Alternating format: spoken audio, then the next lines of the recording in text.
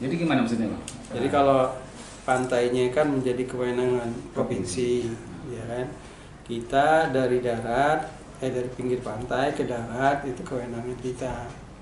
Di dalamnya kan ada hutan mangrove misalnya kan di pantai, kemudian ada masyarakatnya, ada pengelola ikannya, ada tambaknya, itu bagian pembinaan kita, bagian tugas pokok kita gitu. Itu yang tidak diserahkan kepada provinsi. Nah itu kan di sana ada tempat pelelangan ikan ya, TPI ya. Itu kewenangan kita juga buat Kewenangan kita itu buat TPI. Kalau pelabuhan ikan kewenangannya provinsi. Enggak, itu sejak lama sih itu TPI kan kadang-kadang apakah kapal kerja nggak bisa bersandar ke situ, Pak. Jadi akhirnya nelayan-nelayan nggak ngebuang ikannya ke situ, banyak ke mana, ke Indramayu, ke Jakarta, jadi gitu kan kira-kira. Oh, itu sih sebenarnya ada sisi lain yang nggak kita lihat. Sisi lainnya kenapa? Nelayan itu selalu terlibat dengan tengkulak, dengan uangnya. Jadi dia kalau tengkulaknya di mana, ya dia harus setor di mana, bongkarnya harus di mana, gitu. Kalau tengkulaknya Indramayu, dia harus ke Indramayu. Kalau di Karawang, Karawang. Kalau di Bekasi ada di Muara Bendera sebagian ya, bongkarnya di situ. Pertanyaannya Pak, kenapa sih selama ini selalu nelayan ketergantungan pada tengkulak itu? Kita nggak bisa ini apa? Ya karena kan nelayannya nggak mau mandiri nih Pak. Kalau dapat hasil, dia biasanya buat hal-hal yang nggak prinsip. Maksudnya begitu dia butuh untuk ke laut lagi, untuk beli solar lagi, udah duitnya udah nggak ada, terpaksa dia pinjam. Nah itu terus begitu. Akhirnya hasil ikannya misalnya hari ini tangkapannya katakan misalnya 500.000, dipotong utang dulu.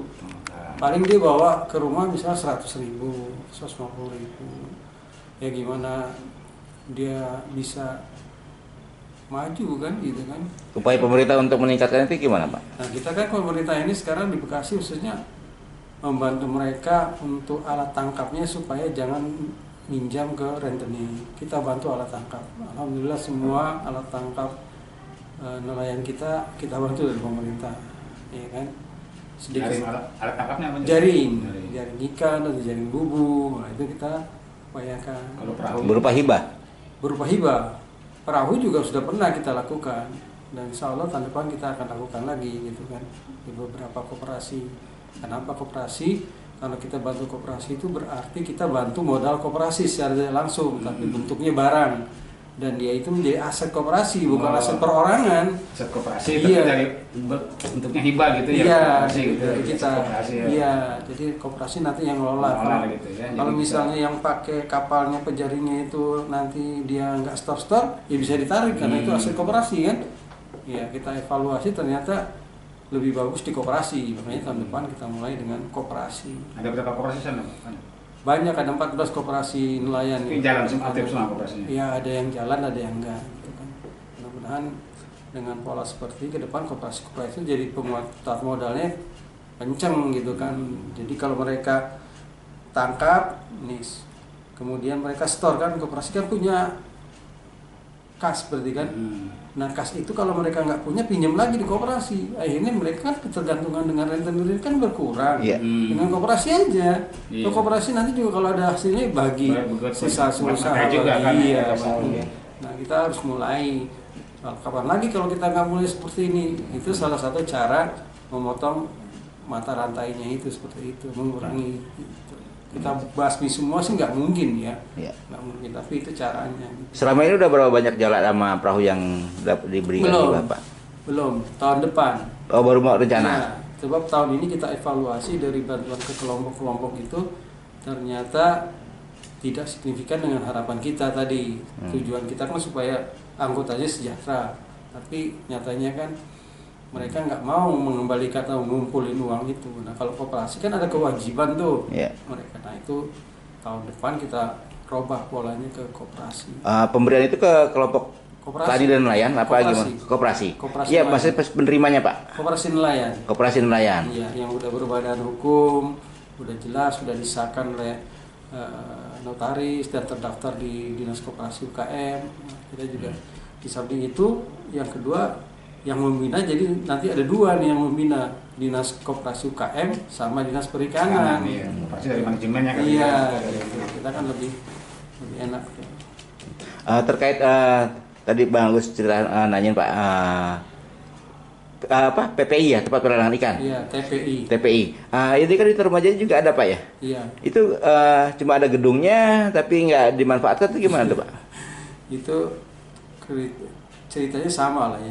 Dasarnya itu kan karena ikatan Tengkulak itu tadi. Jadi kalau mereka mau pindah, pasti Tengkulak ngejar-ngejar mereka nih ke TPI. Mana utangnya harus dibayar. Nah mereka nggak bisa lari dari itu kecuali tadi solusi kita koperasi kita manfaatkan. Nah ini kita bangun TPI yang bagus di situ. Dia tetap aja di bandar-bandar yang TPI lama yang kumuh itu dia bongkar muatnya di situ karena rentenirnya ada di situ. Salah satu keluhan nelayan di Tarumajaya itu Pak, alur lintasnya ya Pak ya, itu sudah terjadi pendangkalan Pak. Ada nggak dengan mengingat di kita nggak punya wilayah laut, kita punya wilayahnya garis pantai. Kalau alur laut itu kita masih punya kewenangan nggak Pak untuk membenahinya Pak? Kalau alur laut itu kewenangan dari BBWS ya, provinsi juga itu kewenangannya, karena itu sudah termasuk wilayah PPI, pendaratan ikan. Jadi kalau ada pendangkalan, tugas dari provinsi juga sebenarnya untuk mengeruk, memperdalam gitu kan.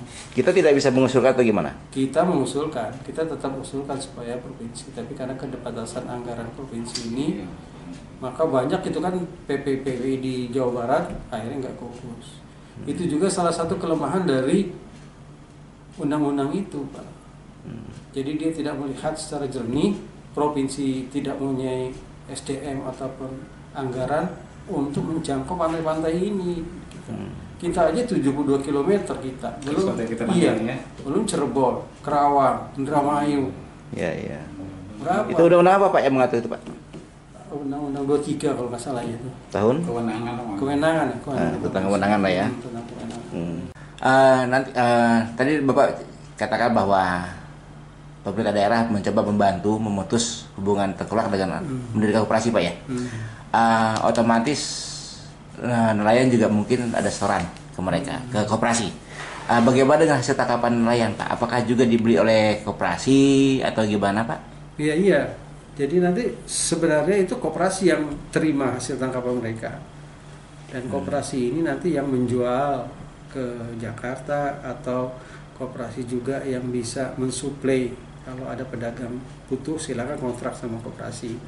Oleh sebab itu koperasinya juga ibu-ibunya itu kita berikan bimbingan untuk pengolahan ikan. Kalau suatu saat ikan tangkapan banyak, misalnya kan harganya murah, diolah.